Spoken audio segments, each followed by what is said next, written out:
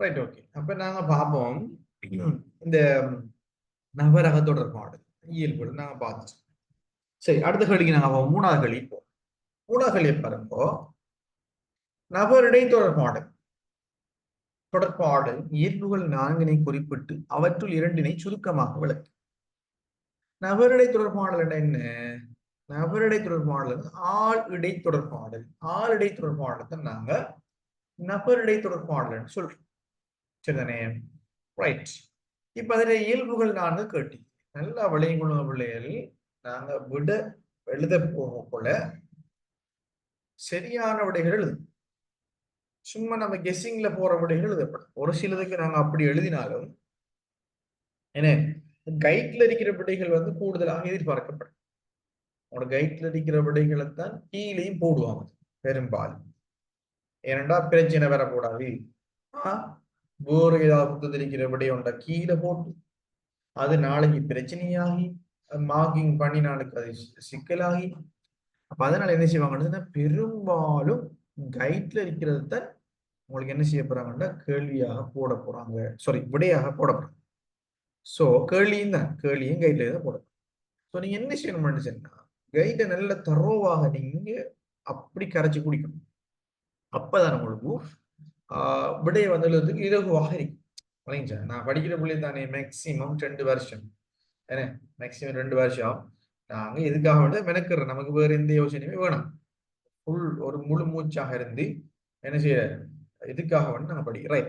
இப்ப ஆரம்பிள்ளை இந்த நபரிடை தொடர்பாடல் இயல்புகள் கேட்டு ரைட் ஒன்று நாங்க சொல்றோம். அன்றாட தேவைகள் அதிகமாக பயன்படும். எங்களோட ஒரு நாள்ல நாங்க செய்யற வேலையை நிறைய எல்லா வேலையை எடுத்து பார்ப்போமே. சரி, எத்தனை சதவீதம் வந்து பார்த்தோம்னா நாங்க செய்யற வேலையில எல்லாத்துலயும் கிட்டத்தட்ட பெரும்பாலும் இந்த நபரிடை தொடர்பானது நடக்கும். ஏன்னா நம்ம தனியே இருக்கிறது அதிகமா இருக்கமா இல்லாட்டி ஆக்களோட சேர்ந்து இருக்கிறது அதிகமா இருக்கோம்னு பார்த்தோம்னா ஆக்களோட சேர்ந்து கடைக்கு போறோம் சாமான் வாங்குறதுக்கு ரைட். அதே மாதிரி எங்களோட உறவினர்களை வீட்டுக்கு போறோம், கிரவுண்டுக்கு விளையாட போறோம், லைப்ரரிக்கு போறோம், ஸ்கூலுக்கு போறோம், டியூஷனுக்கு போறோம். இப்படி எத்தனை வேலை நாங்க செய்யறோம். எல்லா வேலைகளையும் எப்படி நாங்க என்ன செய்யறோம்னு சொன்னா மற்ற ஆட்களோட சேர்ந்து இருக்கிற டைம் தான் அதிகமா இருக்கு. ட்ரிப் போறோம், இப்படி அதிகமான வேலைகள் வந்து நம்ம மற்ற ஆட்களோட சேர்ந்து இருக்கிற டைம் விளங்கிச்சா. அப்ப அதனால இந்த நபருடைய தொடர்பாடல ஆளுடைய தொடர்பாடலுங்கிறது பிள்ளைகள் அன்றாட தேவைகள் மனிதனுடைய தேவைகள் சொல்லுங்க. அடிப்படை தேவைகள் உணவு, உடை, உறையுள், என்ன நீர், பல தேவைகள். உணவு சாப்பிடணும், சும்மா இருந்த சாப்பிடலாமா? இல்லை. தொழிலுக்கு போகணும், என்ன வருமானம் இருக்கும், கடைக்கு போகணும், மரக்கறி வாங்கணும், அரிசி வாங்கணும், பருப்பு வாங்கணும், மீன் வாங்கணும், இறைச்சி வாங்கணும்.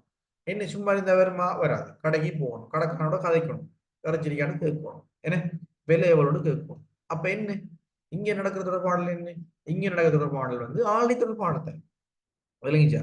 அப்ப அதிகமான கிளாஸுக்கு போறோம், அங்க போனா சும்மா கொண்டு கேட்கிறதா? இல்ல, பக்கத்துல வந்துடுவா ஃப்ரெண்ட்ஸ் கதைக்கிறது, சார் டவுட் கேட்குறது, சார் ஒழுங்கா படுறது கிளியர் பண்றது. இப்படி எல்லா சந்தர்ப்பத்திலையும் நாங்க எடுத்து பார்த்தோம்னு சொன்னா அங்க என்ன பிள்ளைகள் நபரிடை தொடர்பாடுதல் அதிகமாக நடக்கிறதுனா பார்க்கணும். சரி, இது முதலாவது இயல்பான. இரண்டாவது இயல்பு என்னடா பிள்ளைகள், இந்த தொடர்பாடல் செயல்முறையில 2 பேர் முக்கியமான ஆட்கள். இந்த தொடர்பாடு செய்ய 2 பேர் முக்கியமானது. முதலாவது ஆளான்னு கேட்டா தொடர்பாளன், இரண்டாவது ஆள் பேரை கேட்டா பெறுநர். இப்ப நாங்க ஏற்கனவே பார்த்த நபருள் தொடர்பாடல் அல்லது ஆளுள் தொடர்பாடல்ல ஒரு ஆள் தான் முக்கியம், உரிய ஆள் மட்டும்தான் முக்கியம். ஆனா நபருடைய தொடர்பாடல நீங்க எடுத்து பாத்தீங்கன்னு சொன்னா இங்க தொடர்பாடல் எந்த அளவு தூரம் முக்கியமோ அந்த அளவுக்கு பெறுநர் முக்கியம். இன்னொரு வகையில சொல்லணும்னு சொன்னா வீட்டுல என்ன உம்மா எப்படி நமக்கு முக்கியமோ அதே போல வாப்பாவும் முக்கியம்னு சொல்றோம். விளங்கிச்சா?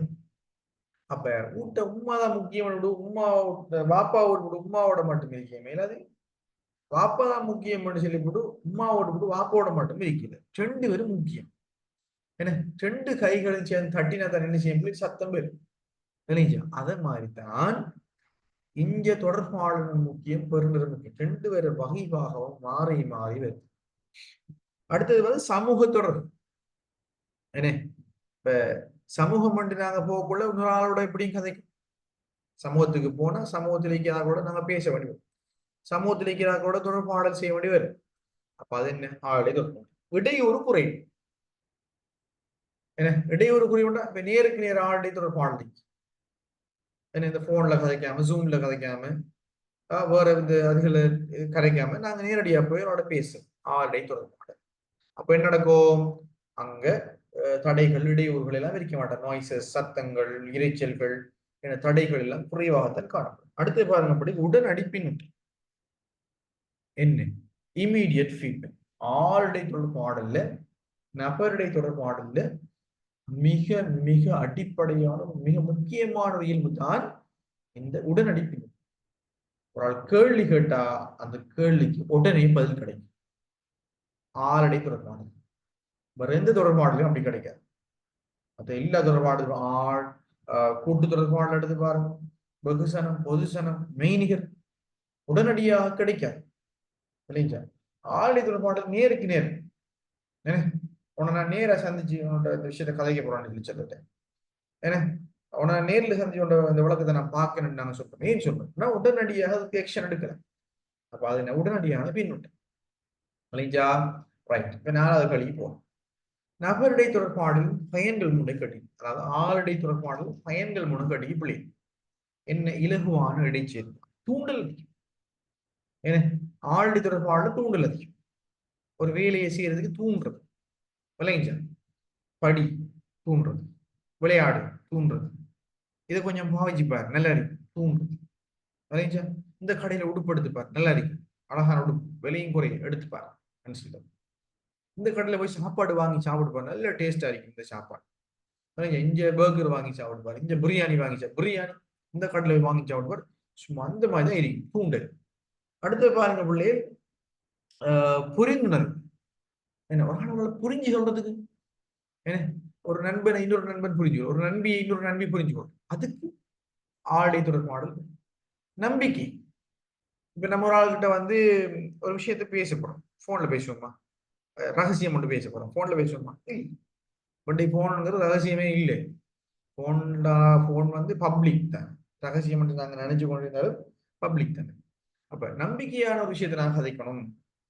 என்ன என்ன ஒரு ஒரு ஒரு பர்சனலான ஒரு என்ன விஷயத்தை நாங்க பேசணும்னு சொன்னா, முக்கியமான விஷயங்களை நாங்க பேசணும்னு சொன்னா ஆளை நேரடியா கூப்பிட்டு தான் பேசுவோம். நேரடியா வாங்கோ உங்கள்ட்ட ஒரு முக்கியமான விஷயம் ஒன்று கதைக்கணும்னு சொல்லி ஆளை கூப்பிட்டு நாங்க நினைச்சோம்னு சொன்னா பேசுவோம் இல்லைங்கச்சா. அப்ப அதை நாங்க சொல்றது நபருடைய தொடர்பாடல். ரைட். அடுத்த பிள்ளை ஆழ்பறிவு. ஆழ்பறிவு என்னண்டா ஒருவருடைய மனநிலிருந்து இன்னொருவர் அதை விளங்கிக் கொள்ளுதல். உதாரணமா ஒரு உம்மா இல்லாத பிள்ளைக்கு தான் தெரியும் இன்னொரு உம்மா இல்லாத பிள்ளையோட மனநிலை எப்படி இருந்துச்சு. ஒரு பிள்ளையோட உம்மா மௌத்தா போய் தானே வச்சுக்கொள்ள, மௌத்தா ஆயிட்டேன் ரைட். இப்ப அந்த பிள்ளை உம்மா இல்லாம வாடுது. இப்ப அந்த பிள்ளைக்கு தெரியும் என்னன்னு சொல்லி சொன்னால் இன்னொரு உம்மாவை தாயை இழந்த பிள்ளையோட நிலைமை எப்படி இருக்கும்னு அந்த பிள்ளைக்கு நல்லா தெரியும். அதுதான் ஆழ்பறிவுன்னு சொல்லி. ஒருவருடைய மனநிலையிலிருந்து இன்னொருவர் நாங்க புரிஞ்சுக்கணும். ஒருத்தன் ஏழு எக்ஸாம் எழுதி 3 எடுத்து பாஸ் ஆகி யூனிவர்சிட்டிக்கு போய் ரேங்க் டிஸ்ட்ரிக்ட் ரேங்க் முன்னுக்கு வந்துட்டான் வச்சுக்கோ. ஒருத்தனை பார்த்தா அட்டை ஃபெயில், அவன் படிக்க ஒழுங்கா பாஸ் ஆகல பின்னுக்கு இருக்கான். சரியா. இப்ப இவங்க 2 பேரையும் எடுத்து பார்ப்போம். டிஸ்ட்ரிக்ட் ரேங்க் செகண்ட் வந்தவனையும் சரியா, நான் எங்க டிஸ்ட்ரிக்ட்ல இருக்கேன் தெரியாத 2 பேரையும் எடுத்து பார்த்தோம்னா இவங்க 2 பேர நிலைமையிலையும் அந்த ஒப்பிட்டு பார்த்தோம்னா 2 பேருக்கும் அவைகளை பத்தி உணர்வே வழங்காது. மாவட்டத்துல முதலா வந்தவன் அவன் வேறொரு உலகத்துல இருப்பான், மாவட்டத்திலே இல்லாதவன் அவன் வேறொரு உலகத்துல இருப்பான். இப்ப உதாரணம் வச்சுக்கொள்ளும், மாவட்டத்துல முதலாவது வந்தவன் மாவட்டத்துல 2ஆவது வந்தவனுக்கு எப்படி கொண்டு பார்த்தோம்னா 2 பேரும் மேக்சிமம் 2 பேருக்கும் என்ன உணர்வு இருக்குமோ ஒரே மாதிரியாக இருக்கும். அப்ப அதை நாங்க ஆழ்பறிவுன்னு. சரி, அடுத்த கேள்வி போவோம். கூட்டு தொடர்பாடலின் போது தொடர்பாடல் பின்பற்ற வேண்டிய விதிமுறை நல்லா கவனிச்சுக்கணும். நம்ம ஒரு ஒரு குரூப் கம்யூனிகேஷன் சரியா, இன்னொரு 4-5 பேருக்கு நாங்க தொடர்பாடல் செய்ய போறோம், ஒரு வகுப்புல நம்ம கிளாஸ்ல படிப்பிக்க போறோம். ரைட், அல்லது ஒரு குரூப் ப்ரெசன்டேஷன். சரியா, ஸ்கூல்ல குரூப் ஒர்க் தராங்க, நம்ம ஒரு ப்ரெசென்ட் பண்ண போறோம். அடுத்தது நாங்க ஒரு ஒரு ஸ்பீச், எங்களோட ஒரு ஒரு ஒரு விழாவுக்கு கூப்பிட்டுக்கிறாங்க பேசுறதுக்கு, நாங்க பேச போறோம். அல்லது எங்களை ஒரு இடத்துக்கு கூப்பிட்டுக்கிறாங்க ஒரு ப்ரெசன்டேஷன் செய்யறதுக்கு, ப்ரொஜெக்டர்ல, கம்ப்யூட்டர், லேப்டாப்ல ப்ரெசன்டேஷன். அல்லது எங்களை ஒரு வேற ஒரு ஃபங்க்ஷனுக்கு கூப்பிட்டுக்கிறாங்க, சரி வந்து பேசுங்க அல்லது ஒரு விஷயம் ஒன்று செல்லுங்க அப்படின்னு. ரைட். இப்ப இங்க நம்ம போனோம்னு சொன்னா, இங்க நம்ம தொடர்பாடல் செஞ்சா எங்களுக்கு வெற்றிகரமானதாக இருக்கும். செல்லணும் அப்படின்னா, ஷிஷ், அவர் வந்து ப்ரோக்ராம் செஞ்சார், சும்மா அந்த மாதிரி இருந்துச்சு அப்படின்னு சொல்ற அளவுக்கு நாங்க செய்யணும். அப்ப அதைத்தான் சொல்ல வருது, கூட்டு தொடர்பாடலை நாங்க பின்பற்றுகின்ற போது எப்படியான விதிமுறைகளை பின்பற்றினா எங்களால வெற்றிகரமானதாக மாற்றும். அதுல 2 விஷயம் இருக்கு பிள்ளைங்க. முதலாவது நல்லா கவனிச்சுக்கணும். நீங்க ஒன்று தொழில்நுட்பம் சார் காரணிகள் நோக்கி, தொழில்நுட்பம் சாரா காரணிகள் நோக்கி. தொழில்நுட்பம் சார் காரணம் சொன்னால் நாங்க பயன்படுத்துற உபகரணங்கள் என்ன, மைக், ப்ரொஜெக்டர், சரியா, அதே மாதிரி என்ன ஸ்பீக்கர், ரைட், இப்படியான விஷயங்கள் நாங்க சொல்லலாம். உதாரணம் உபகரணம், ஊடகம் பயன்படுத்தும். அடுத்த பிள்ளை கூட்டுத்தொடர்பாடல தொழில்நுட்பம் சாரா காரணிகள் பார்த்தா நாங்க சொல்ல 2 விஷயத்தை தான் பார்க்க வரணும். முன்னாயத்து, எங்க ஒரு இடத்துல நமக்கு ஸ்பீச் கூப்பிட்டாலும் அல்லது ஏதாவது ஒரு விஷயத்த நீங்க ப்ரெசென்ட் பண்றது அல்லது கிளாஸுக்கு கூப்பிட்டாலும் அல்லது வேற என்னோட ஸ்பீச் என்ன ஒரு ப்ரெசன்டேஷன் நாங்க நேரத்தோட ரெடி ஆயிடுப்போம். என்ன பேசுற, யாருக்கு பேச போறோம், என்னத்தை பேச போறோம், எப்படி பேச போறோம், எவ்வளவு நேரம் பேச போறோம் என்கிறது எல்லாம் நாங்க ரெடி ஆயிப்போம். அடுத்த வெளிச்ச விட்டு தொழில்நுட்பம், லைட் ஹவுஸ் தியர் அல்லது கலங்கரை விளக்கு தொழில்நுட்பம் நாங்க சொல்றோம். அப்படின்னு என்ன பிள்ளை, கலங்கரை விளக்கு தொழில்நுட்பம் அல்லது வெளிச்ச வீட்டு தொழில்நுட்பம்ங்கிறது உதாரணமா இந்த ஒலிவில் ஹார்பர் நீங்க போறீங்களா, அங்க பாருங்க லைட் ஹவுஸ் இருக்குது. இப்ப லைட் வேலை செய்யல, அது ஒரு விஷயம். அந்த லைட் ஹவுஸ் கரையில உண்டு தானே இருக்கு. அந்த கரையை நோக்கி தான், கரை இங்க இருக்கிற கப்பல் எல்லாம் அப்படியே அந்த திசையில வரும். அது மாதிரி ஒரு குழுத்தொடர் பாடல்ல நாங்க ஈடுபட போகல, அங்க பேசுற ஆள் அல்லது கம்யூனிகேஷன் தொடர்பாடல் ஈடுபடுற ஆள் அங்க இருக்கிற பெருமர்கள் எல்லாரையும் கவர் பண்ணி பார்த்த மாதிரி பேசும் விளைஞ்சா, அதை நாங்க வெளிச்ச விட்டு தொழில்நுட்பம் சொல்றோம். அடுத்த பிள்ளைகள் கண் தொடர்பு, ஐ கான்டாக்ட். ஐ கான்டாக்ட் என்பது மிக முக்கியமானது. ஒரு தொடர்பாடல் ஒரு ஆக்டிவாக எஃபெக்டிவாக இருக்கிறது ஐ கான்டாக்ட் வெரி இம்பார்ட்டன்ட். சரியா, அப்ப அந்த கண் தொடர்புலயே நிறைய விஷயங்கள், அந்த கண்ணை நாங்க கண்ணை பயன்படுத்துற முறையை வச்சு நாங்க நிறைய விஷயங்கள் அவதானிக்கலாம். உதாரணமாக ஒரு ஆளோட கண் வந்து கீழுக்கு பார்த்து கொண்டிருக்கு, ரெண்டா அவரு தாழ்வு மனப்பான்மையோட இருக்கிறான் அர்த்தம். அவரோட கண் விரிஞ்சு பார்த்து கொண்டிருக்கிறோம், ஆச்சரியத்துல பார்த்து கொண்டிருக்கிறோம். என்ன அதே மாதிரி அவருடைய கண் அப்படியே சிவத்து போய் அப்படி இருக்குது, ஒரு கோபத்தால அப்படியே அந்த. அப்ப என்ன அந்த கண் என்ன செய்ய பிள்ளைகள் எங்களுக்கு பல விஷயங்களை சுட்டி காட்டும். வந்த வகை நாங்க பார்க்கிற பார்வைக்கு தானே வாக்குல நாங்க பார்ப்போம். ஏன்னா ஒரு ஸ்பீச் நாங்க செய்ய போகல, மேலுக்கு கூரையை பார்த்துக்கு அல்லது வேற இங்க கதிரையை பார்த்துக்கு அல்லது வேற வெளியில என்ன நடக்குன்னு பார்த்துக்கு நாங்க பேசுறோம். சரியா, அங்க இருக்கிற ஆட்களை கண்டெக்ட் பண்ணி அவங்களோட கண் தொடர்போட தான் நாங்க பார்ப்போம். விளங்கிச்சா, அப்ப ஐ கண்டெக்ட். அடுத்தது பிள்ளைகள் உச்சரிப்பு, தொனி வேறுபாடு, நாங்க போடுகின்ற ஆடை உடுப்பு எப்படி ட்ரெஸ் பண்ணி போறோம் பாப்பா, கோட் போட்டு வந்தீங்களா, டை கட்டிக்கு வந்தீங்களா அல்லது இவர் எப்படி ட்ரெஸ் பண்ணிக்கு வந்தீங்கிறார் ரெண்டு பாப்பா. நேர முகாமைத்துவம், டைமுக்கு முடிக்காது, மிக முக்கியம். ஒரு மணித்தியாலம் நிகழ்ச்சி என்ன ஒரு மணித்தியாலத்தை எல்லாம் முடிச்சிடும். சரியா, அங்க நம்ம என்ன செய்யறதுல 1.5 மணித்தியாலம் 2 மணித்தியாலம் போடுறோம். அடுத்தது முக்கியமான விஷயங்கள் நாங்க நோட் பண்ணி கொண்டு போவோம். ரைட், இதான் வந்து பிள்ளைகள் கூட்டுத்தொடர்பு மாடல்ல தொடர்பாளர் பின்பற்ற வேண்டிய விதிமுறை. அடுத்து பாருங்க, ஹெரோடில் ஆஸ்வெல் மாதிரியில் காணத்தக்க விசேட அடிப்படை ஆக்கக்கூறை பெயர். லாஸ்வெல் மாதிரியை பொறுத்தவரையில் லாஸ்வெல் மாதிரியில எந்த வகையான விசேட அம்சம் வலியுறுத்தப்பட்டீங்கன்னு பாத்தீங்கன்னு சொன்னால், அங்க வலியுறுத்தப்பட்டிருக்கிற அம்சம் வந்து தாக்கம். லாஸ்வெல் மாதிரி எடுத்து நீங்க அதில் அடிப்படை கூறுகளை நீங்க சொல்ல போகல, அதுல பாருங்க தாக்கம்ங்கிறத லாஸ்வெல் மாதிரியில வலியுறுத்தி சொல்லிக்கிறாங்க. அதுக்குதான் முக்கியத்துவம் கூட கொடுப்பட்டிருக்கு. அதுக்குதான் கூடுதலான முக்கியத்துவம் கொடுப்பட்டிருக்கிறத நாங்க பார்க்கிறோம். சரியா? அடுத்து பாருங்க, ஸ்ட்ராம் ஒஸ்குட் மாதிரி இந்த குறிமுறை அவல்பினை குறிமுறை ஆக்கமாக மாற்றும் காரணி எதுன்னு கேட்டு, அப்ப அதை நாங்க சொல்றோம் பிள்ளை பொருட்கோடல் அல்லது வழி மாற்றம். என்ன பொருட்கோடல் சின்ன பொருட்கோடல்ங்கிறது தகவல் ஒன்றில் காணப்படும் கருத்துக்களை சரியாக விளங்கிக் கொள்ள உள்வாங்கி ஒரு தகவல் நமக்கு செல்லப்படும். உதாரணமாக நான் என் கிளாஸ்ல இருக்கிற பிள்ளைகிட்ட கேட்கிறேன், உங்களுக்கு செகண்ட் டேர்ம்ல என்ன மார்க்ஸ் கேட்கிறேன். சரி, ஒரு ஆள் சொல்றா, சார் எனக்கு ஜியோகிராஃபில 80 மார்க்ஸ் சார். இன்னொரு சொல்ல நீங்க சார் எனக்கு பொலிட்டிக்கல் சயின்ஸ்ல 65 மார்க்ஸ் சார். இன்னொரு சொல்றா, சார் எனக்கு மீடியாவில் 90 மார்க்ஸ் சார் அப்படின்னு. இந்த 3 பேர்லையும் யாரு நான் சொன்ன விஷயத்துக்கு சரியா விளங்கி ஆன்சர் பண்றாள்னு பார்த்தா மீடியான்னு சொன்ன பிள்ளை. அந்த பிள்ளை சரியாக பொருட்கோடல் செஞ்சு கருத்தை சரியா விளங்கி, அடை சார் மீடியா படிப்பிக்கிற சார், எனக்கு டியூஷன் செய்யற அல்லது ஸ்கூல்ல என்ன பாடம் எடுக்கிற சார். அப்போ அவர் என்ன பாடத்தை பத்தி கேட்பார், எந்த பாடத்துல மார்க்ஸ் கேட்பார், ரைட் மீடியா மார்க்ஸ் தான் கேட்கிறார். ரெண்டு சொல்லி அந்த பிள்ளை. அப்ப இங்க அந்த பிள்ளை செஞ்ச பொருட்கோடல் சரியானதா அல்லது மற்ற ஏனைய பிள்ளைகள் செஞ்சது சரியான பார்த்தோம்னு சொன்னா, ரைட் அந்த மீடியா மார்க்ஸ் என்று சொன்ன பிள்ளை செஞ்ச பொருட்கோடல் தான் சரியான இதை நாங்க பார்க்கிறோம்.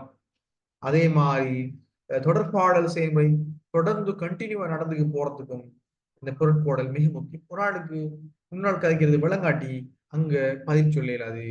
எனவே அதோட தொடர்பாடல் முடிஞ்சிடும். அதே மாதிரி பெருநர் தொடர்பாளனாக வகிபாகமேற்க பொருட்கோடல் அவசியம். எந்நேரம் தொடர்பாடல் மட்டும் பேசிக் கொண்டிருந்தா அந்த தொடர்பாடல் செயல்முறை வினைத்திறனாக இருக்க மாட்டேன். இப்போ இங்க நான் என்ன செஞ்சு கொண்டிருக்க வேலையும் அதான், நான் மட்டுமே பேசிக் கொண்டிருந்தா உங்களுக்கு கேட்கறாலும் போரிங் ஆகிக்கும். அப்ப நீங்களும் பேசும். இந்த கிளாஸுக்கு இப்ப கிட்டத்தட்ட குரூப்ல ஒரு 10-12 பேர் இருக்கிறாங்க. வாரம்னு சொன்னாங்க ஒருத்தரையும் இல்லை. எல்லாரும் பேமெண்ட் பண்ணினார்கள் கூட, காசு இருந்தாலும் கூட குரூப்ல இதுல கிளாஸ்ல ஜாயின் ஆகல.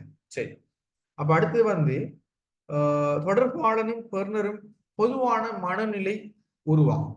தொடர்பாளனுக்கும் பெர்னருக்கும் பொதுவான மனநிலை உருவாகும். சரியா? அப்ப இதைத்தான் நாங்க சொல்ற ஸ்ட்ராம் ஒஸ்குட் மாதிரியில பொறிமுறை அவல்பினை பொறிமுறை ஆக்கமாக மாற்றும் காரணி என்று நாங்க சொல்லுவோம் பிள்ளைகள். சரிதானே? ரைட். இப்ப நாங்க என்ன விஷயம் பண்ணுச்சுன்னா, இத்தோட நாங்க இதை முடிச்சு கொள்வோம். இன்ஷா அல்லாஹ் அடுத்த கிளாஸ் நாங்க போடுவோம். ஏனண்டா ஆக்கள் இல்லை, ஒரு ஆள் தனிக்கிற மாதிரி இருக்கி மற்ற ஆக்களையும் இன்ஷா அல்லாஹ் நாங்க இது பண்ணி அடுத்த கிளாஸை நாங்க போடுவோம். அது வரைக்கும் இன்ஷா அல்லாஹ் நான் சந்திப்போம்.